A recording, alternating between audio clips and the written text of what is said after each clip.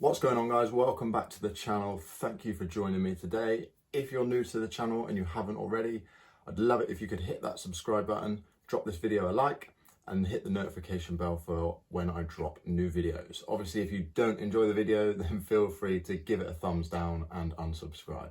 In today's video, I wanted to talk about a topic that sparks a lot of debate within the fitness industry. And like with many things within the fitness industry, there are a lot of extreme views on either side.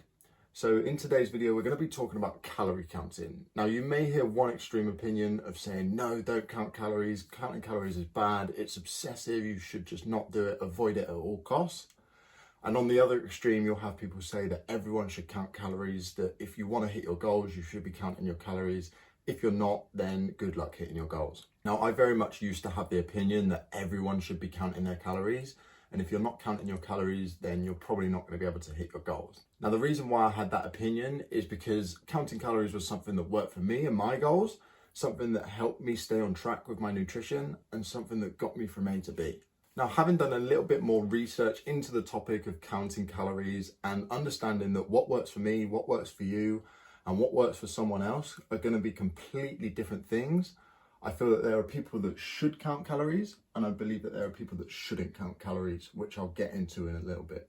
Now, let's first have a look at the people who I think should be counting their calories. If you're coming from a place where you have little to no knowledge of nutrition, you have no idea what a calorie is, you have no idea what protein is, you have no idea what carbs are, fats are, you have a very, very baseline or little knowledge around nutrition, then I think counting calories for a start is probably a good idea. Paying attention to the numbers and paying attention to the things that you input in on MyFitnessPal can be a great help for you to understand and develop your knowledge around nutrition, around calories, and around the foods that you're currently eating. Now, what you'll hear a lot of influencers tell you is that you should eat intuitively, or you should eat listening to your hunger cues.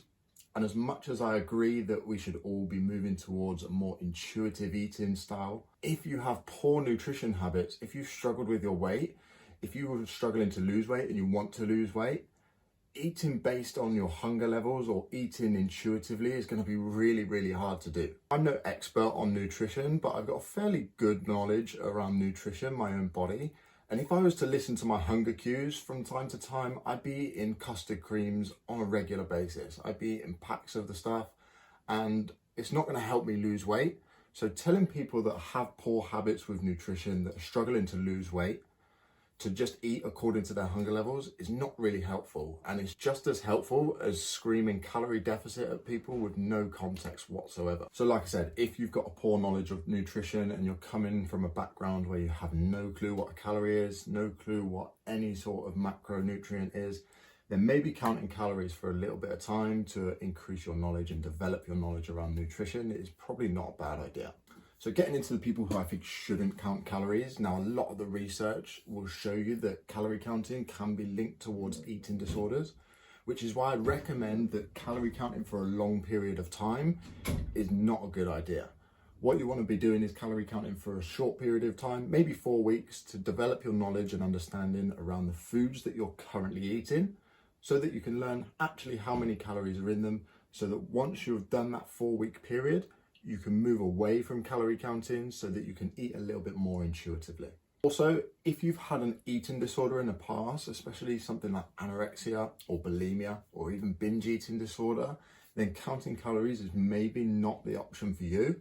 In a 2017 study into people with eating disorders that used MyFitnessPal, 70% of people that used MyFitnessPal say that it contributed at least somewhat towards their eating disorder.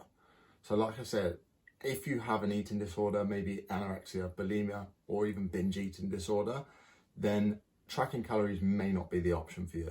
Also, if you don't want to count calories, not everybody wants to count calories, not everyone has the time to do it. You might be a single parent with a career and you might lead a busy life, and counting calories just may not fit your schedule or fit your lifestyle. So if that's you, then maybe counting calories is not the option for you again. Finally, I want to get into things that you need to remember about counting calories. And as you can tell by my incredible drawings, it is just another tool in your toolbox. It is there to help you if you need it or if you want it to be a little bit more accountable with your food, to develop your knowledge around nutrition, around calories, to help you hit your goals. And also remember, CC does not equal CD. In other words, calorie counting does not equal a calorie deficit. The amount of people that have come up to me and said, I'm counting my calories, but I'm just not losing weight. Well, just because you're counting calories, it does not mean you're in a calorie deficit. A lot of people use counting calories to actually gain weight, to gain muscle, to help them stay on track with their food, make sure that they're actually eating enough. And the same goes, people use it to try and get them into a deficit. But just because you're counting them does not mean you're in a deficit. You may not be tracking it accurately, or you may be missing out things that you mindlessly eat throughout the day. You know, when you pick up a biscuit and you forget to put it in your tracker, those things all count towards your calories that you may not have put down in your tracker. So just to summarize then, should you count calories? It depends. If you're coming from a background where you have little or no knowledge of nutrition or calories, then calorie counting may work for you for a brief period of time to help you develop your knowledge around nutrition and around the foods that you're currently eating. If you've had an eating disorder in the past, maybe anorexia, bulimia, binge eating disorder, maybe avoid counting calories. If you simply don't want to or you don't have the time, then again, don't count calories. Counting calories is not the only way to be able to lose weight. Remember, calorie counting does not equal a calorie deficit. Just because you're counting calories doesn't mean you're in a deficit. And there are many other techniques that you can use in order to create a calorie deficit and hit your goals. Calorie counting is not for everyone. And if you are going to calorie count, I recommend doing it for around a 4-week period. Pay attention to the numbers that you're inputting and try and learn and develop your knowledge around nutrition, so that then once you've finished that 4-week period, you can move away from calorie counting to a more intuitive eating method. I hope this makes sense, guys. Thank you for joining me, and I'll see you in the next one.